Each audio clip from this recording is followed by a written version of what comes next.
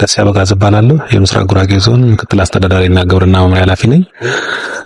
ዛሬ ተዘዋውረን እያየን ያለነው በበጋ ወራት እየተሰሩ ያሉ የግብርና ስራዎች ተዘዋውረን እያየን ያለነው በዞናችን ውስጥ በርካታ ስራዎች እየተከናወኑ ናቸው። ከዚህም ውስጥ በመደበኛ መስኖ ወደ 30334 ሄክታር አቅደን ሙሉ ለሙሉ ተፈጻሚ ሊሆን የሚችልበት እድል ፈጥረን ተፈጻሚ የሆነበት ሁኔታ ነው ያለው በሶስት ዙር።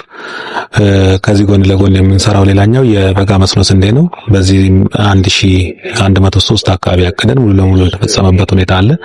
ከግብአትም አኳያ አርሶ አደራችን የሚጠይቃቸው የግብአት የምርጥ ዘርና የማዳበሪያ በቂ ሁኔታ በማቅረባችን አርሶ አደር በተለየ መንገድ እቅዳችን አቺቭ እንድናደርግ ወይም ደግሞ ሙሉ ለሙሉ እንድንፈጽም እድል የፈጠረበት ሁኔታ ነው ያለው።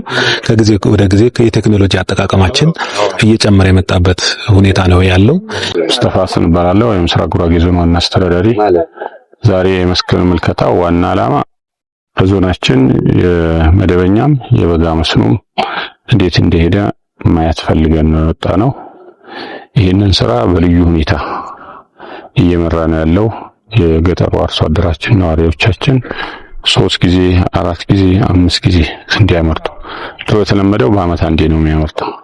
እንደ ብልጽግና በተጀመረው ኢኒሼቲቭ በተለይ ዶክተር አብይ አህመድ ኢኒሼቲቭ ሆኖ የበጋ መስኖ ስንዴ ወደ 1103 ሄክታር አቅለን በዚህ በጀት አመት በዚህ 2018 እቅዱ በአግባቡ አቺቭ ያደረግንበት አግባብ አለ። ይሄ በጋ መስኖ ስንዴ እንትን ብቻ ምግብ ብቻ አሁን የምርጫ ምልክታችንም እንግዲህ ስንዴ ነዶ ነውና ሁላችሁም በተለይ የምስራቅ ጉራጌ ዞን ነዋሪዎች ይህንን የስንዴ ነዶ የምርጫ ምልክታችን እንደሆነ በዚህ አጋጣሚ ማስተዋወቅ ፈልጋለሁ። ዛሬ ዙረን ያየነው ያው ወደ አጠቃላይ 33340 አካባቢ ነው 334 ነው። ይህንን የመደበኛው ደግሞ የበጋ መስኖ የኛ ስንዴ ደግሞ 1103 ነው። ይህን በቅዱ መሰረት ያሳካንበት አግባብ አለ። የዛሬው የመስክ ጉብኝታችን ዋና ዓላማው በበጋ ወቅት የተሰራናቸው ስራዎች ምን ደረጃ ላይ ናቸው፣ መሬት ላይ ያሉ ስራዎች በማየት ወይም ደግሞ የበልግ ወይም የመኸር አዝመራ ሳይደርስ በፊት በማንሳት ለቀጣዩ ለበልግ ወይም ለመኸር ተጨማሪ ምርት ለማግኘት ማሳው የሚዘጋጅበት ሁኔታ ነው ያለው። እዚህ አካባቢ ላይ ልናይ የፈለግነው ወይም ደግሞ ልንቀስም የፈለግነው ትምህርት በክረምት አካባቢ ላይ አፈሩ ጥቁር ከመሆኑ ጋር ተያይዞ ስንዴ ማምረት አይቻልም በክረምት አካባቢ ላይ። በበጋ ግን ከሌላው ጊዜ ወይም ደግሞ ከሌሎች አካባቢ በተሻለ መንገድ ምርት ማግኘት የምንችልበት እድል በሚፈጥር ሁኔታ ያለ ማሳ ነው። ይህ ማሳ ውሃ ቆጥበን በራሳችን ጊዜ የምንሰጠው ከመሆኑ ጋር ተያይዞ ምርታማነቱ መኸር ወይም ደግሞ በክረምቱ ወቅት ከምናመርተው ምርት በላይ የምናመርትበት ሁኔታ ነው ያለው። ዘንድሮ በተለየ መንገድ የሰራ ነው በመደበኛ መስኖንም ከተለመደ ወጣ ባለ መንገድ የተለያዩ ምርቶች ወደ ዞናችን እንዲገቡና እንዲለሙ አድርገናል። አንዱ ሀባብ ነው። ሀባብ እንደምታውቁት በበፊቱ ወቅቶች በተለያዩ በቆላማው አካባቢ ወይም ደግሞ በአፋር እና ሶማሌ አካባቢ የሚገኝ እና በከፊል ኦሮሚያ አካባቢ የሚመረት ምርት ነበር። አሁን ግን በመላው ዞናችን ላይ የተመረተ እዚሁ ለገበያ ማቅረብ የምንችልበት እሱ ብቻ ሳይሆን በመንገድ ዳር አካባቢ ላይ ይህንን ምርት አውጥተን ለወጣቶችና ለሴቶች ተጨማሪ የስራ እድል እየፈጠረ ነው ያለው። በዋና መንገዶች በፌዴራል መንገዶች አካባቢ ላይ የምታዩቸው የፓፓዬ የሀባብ እና የተለያዩ የፍራፍሬ ምርቶች እዛው ከማሳ ወጥተው የገበያ አማራጭ እየፈጠረ ያለበት ሁኔታ ነው ያለው።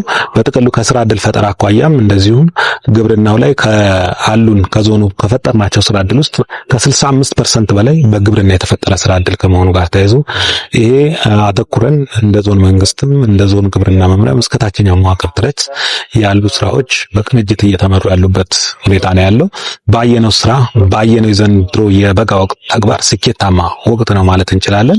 በዚህም ከ5 ሚሊዮን በላይ ኩንታል ምርት እንጠብቃለን። አሁንም እየተመረቱ ያሉ የደረሱ ሰብሎች ወደ ምርት እየገቡ ያሉበት ሁኔታ አለ። ዘንድሮ ላይ አንዱ የተማርነው አግሮ ፕሮሰሲንግ በዚህ አካባቢ ላይ እንዲፈጠር እድል መኖሩን ያየንበትና ቀጣይ ከተለያዩ መንግስት አካላት ጋር የተመረቱ የአትክልትና ፍራፍሬ ምርቶች ፕሮሰስ የሚያደርጉ ማሽነሪዎች እዚህ አካባቢ ላይ እንዲገቡ ጥረት የምናደርግ መሆኑን በዚህ አጋጣሚ ለመግለጽ ፈልጋለሁ። ዲሊ ስላሴ ያየነው እርሻ ሰፊ የቲማቲም እርሻ በርካታ ወጣቶች እንደዚሁም አዛውንቶችም ጭምር ጡረተኛ የሆነ ሰው ቤት ቁጭ ብሎ ተጧሪ ሆኖ ከልጆቹ የሚፈልግ ሳይሆን ሰርቶ አደር ሆኖ ስራ ፈጥሮ ለሌሎቹ ደግሞ የስራ ዕድል የሚፈጥር አርሶ አደር ያየንበት አግባብ ተስፋ ሰጪ እንቅስቃሴ ነው ያለው።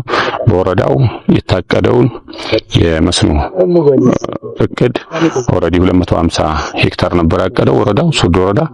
አሁን ግን ከ300 ሄክታር በላይ ወይም ከእቅዱ በላይ ያሳካበት አግባብ አለና ዛሬ የምንገኝበት የዋናቲ ቀበሌ ሰፊ ወደ 82 ሄክታር የበጋ መስኖ ስንዴ ተሸፍኖ ነው የምናየው።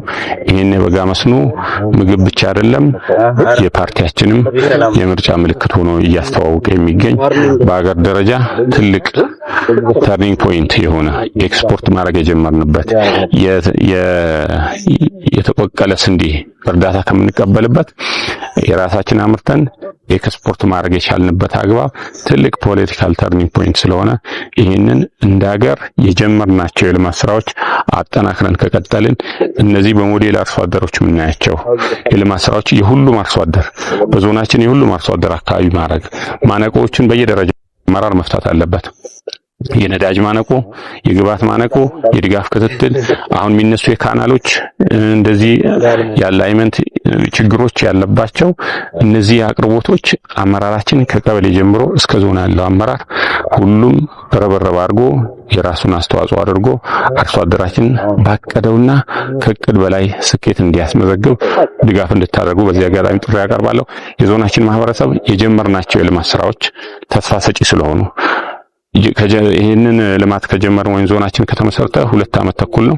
በ2 ዓመት ተኩል ያገኘናቸው እድሎች ያስመናቸው ውጤቶች በጣም ተስፋ ሰጪ ስለሆነ እንደወትሮ ሁሉ ከጎናችን ሆናችሁ በቀሪ ጊዜያት በምን የልማት ጥሪ የመልካም አስተዳደር ሌሎችም ፕሮግራሞቻችን ከጎናችን ሆናችሁ እንድታግዙንና በጀመርናቸው የልማትና የመልካም አስተዳደር ስራዎች በተለይ አብሮነት ሊረብሹ የሚችሉ ነገሮች እዛም እዚህ የሚነሱን እሱን አብሮነታችን ማጠናከር በልማት ተጠቃሚ እንድንሆን ከነጠላ ትርክት ወደ ገዢ ትርክት እንድንሄድ የጸጥታችን በውይይት መፍታት አንዳንድ ችግሮቻችንን በውይይት በንግግር ፈተን እኛ ይህን የመሰለ መሬታችን ከሰው በስተቀር ሁሉም ነገር ያመርታል።